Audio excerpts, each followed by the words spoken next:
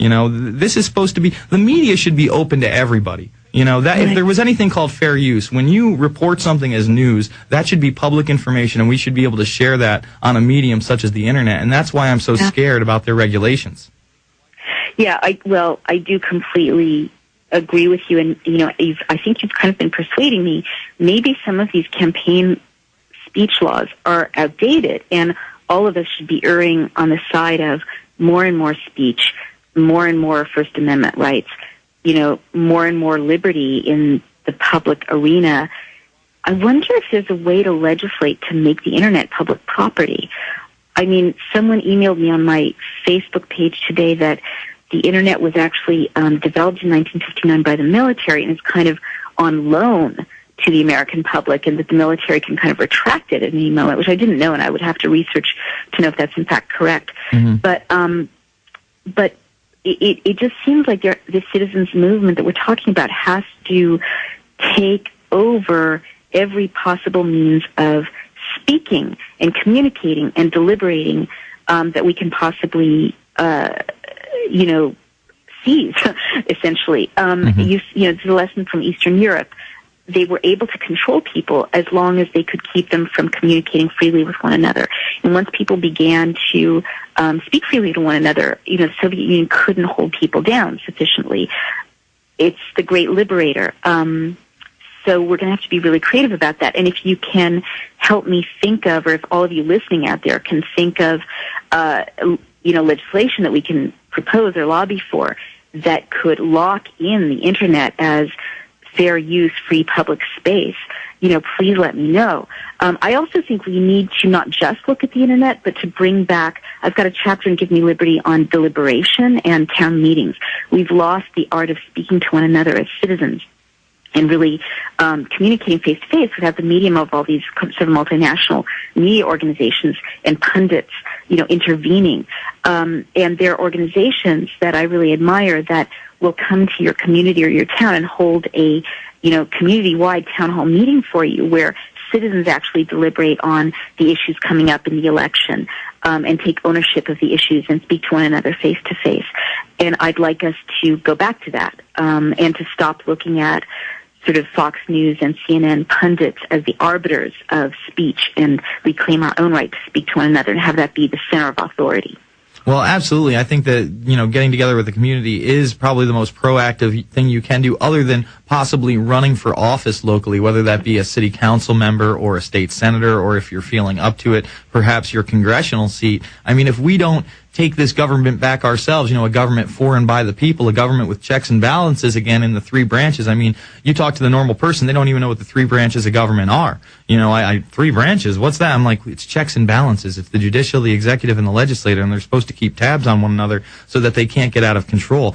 I think that's why when you read these documents, those type of groups are, like Campaign for Liberty. That's all they're doing, is trying to get people involved in their community and government again. And unless we do that, we're not going to take the country back.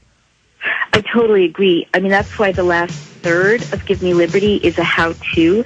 It's for citizens to take back that power, everything from how to run for office, as you mentioned, how to write op-eds. Ordinary people listening to this should be, writing the op-eds themselves. Well, let's get into that on the other side. Let's get into the solutions and your addendum, if you will, to the End of America, the Give Me Liberty, a handbook for American revolutionaries. We'll be back after this. It's the Info Warrior.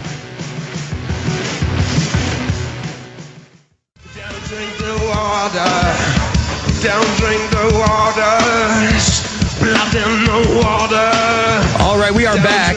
Final segment with Naomi Wolf, The End of America.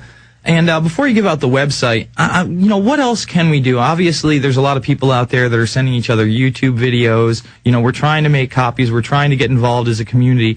What are some of the other smaller steps people can take right now?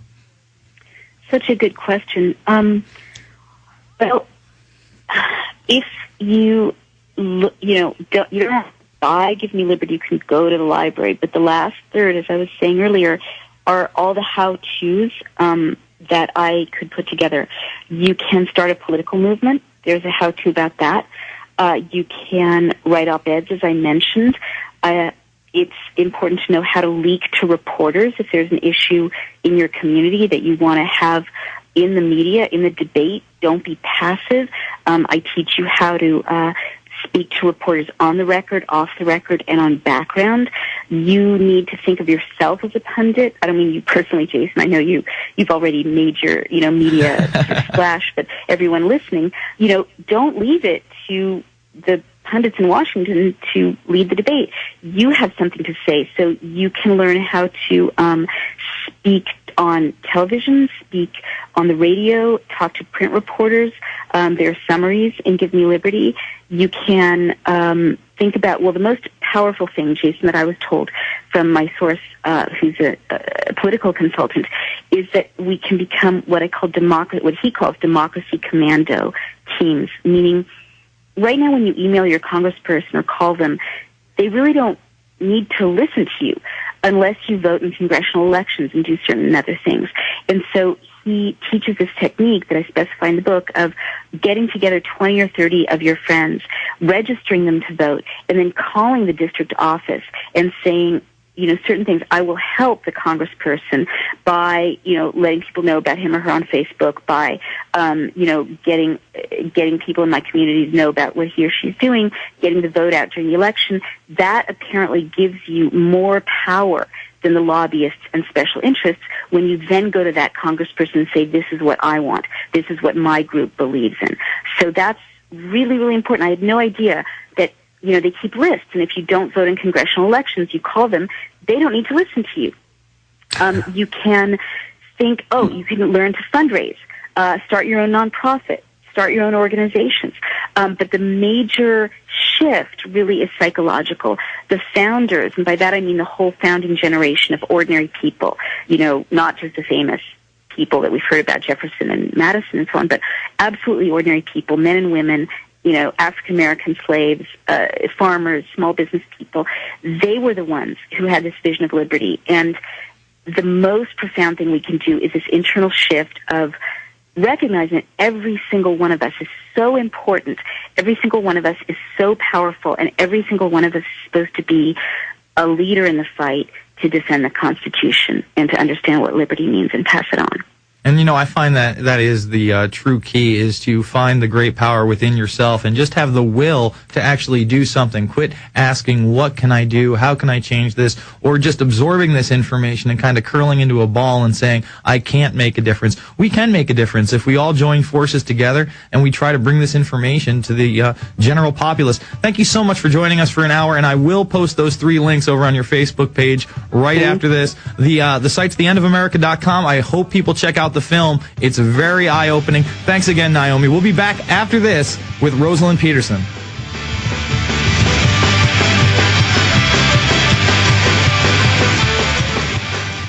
Survivalistseeds.com. You can now grow your own healthy food for just 4 pennies a pound and break free of the New World Order. You need to get self-sufficient, folks. These people are vicious. They're shutting things down. Survivalist Seeds has now drastically reduced their price on heirloom seeds to the lowest out there. Survivalistseeds.com. Get 6,000 heirloom seeds for a really low price. Be sure and check it out.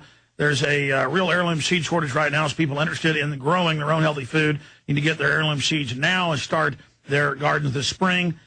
Freedom starts with action. Survivalistseeds.com is how you survive the world economic collapse that the globalists are engineering.